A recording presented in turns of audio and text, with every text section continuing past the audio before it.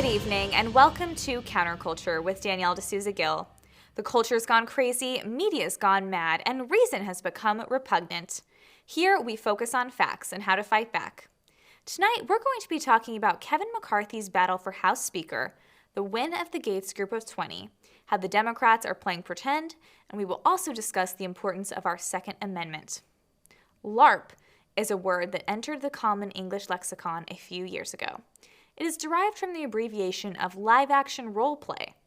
This is an activity where people use the tabletop rules of a role-playing game, like Dungeons & Dragons, and act out their game in the real world, hence the term live action.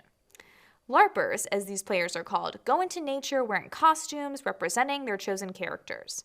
They are also armed with harmless versions of real weapons, styrofoam swords for knights, soft-tipped arrows for elves, or little red bean bags instead of fireballs for magicians. If that sounds a little strange and perhaps awkward to you, you are not alone. It's hard not to point out that no matter how seriously LARPers take their hobby, it all boils down to an elaborate game of play pretend, which is fine if you're into that game.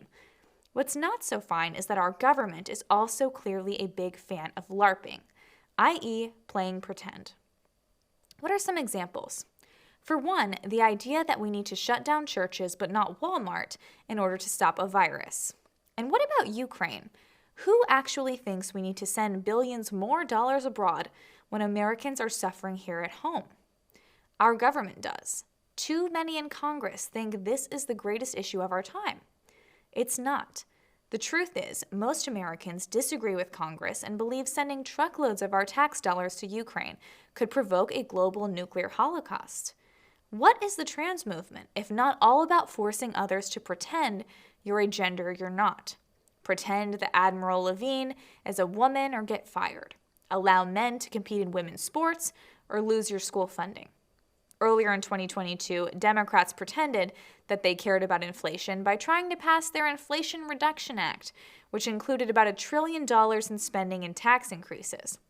Taxing your way out of inflation is about as far from reality as you can get. It would have been more honest and perhaps even more successful if they called it their act to provide every American a magic flying pony. Perhaps the reason there's such a strong ideological overlap between bureaucrats and Hollywood is because both are expert pretenders. After January 6th, our Secretary of Defense, Lloyd Austin, tried to root out extremist pro-Trump military members, and whistleblowers from the FBI tell us the Bureau is also trying to purge conservatives. It's clear that when it comes to pretending, our government is as committed to their roles as anyone in Hollywood. But when it comes to real issues like the tragic Afghanistan pullout or our defenseless southern border, not so much. In fact, they're abject failures. More obsessed with pronouns than real life or death issues like Russian hypersonic missiles or deadly fentanyl, which is taking lives at record numbers. A couple of weeks ago, we were faced with having yet another set of enforced play-pretend arguments foisted upon us. One is that Trump is too radioactive to be considered a viable candidate for 2024. Another lie is that a vote for anyone other than Kevin McCarthy for Speaker of the House would result in the anointing of Democrat Hakeem Jeffries as a minority party Speaker over a Republican majority House. Of course, neither of these have turned out to be true, as Trump is still campaigning, and Matt Gaetz and Lauren Boebert and others succeeded in getting concessions from Kevin McCarthy. So the Republicans still got their Speaker of the House, but instead of getting one who is never held accountable, they made it so he actually has to answer to the America First wing of the party. This group endured withering criticism from mainstream media pundits and fellow Republicans alike, as they sought to do what has not happened in 100 years. Take the vote for Speaker to multiple ballots.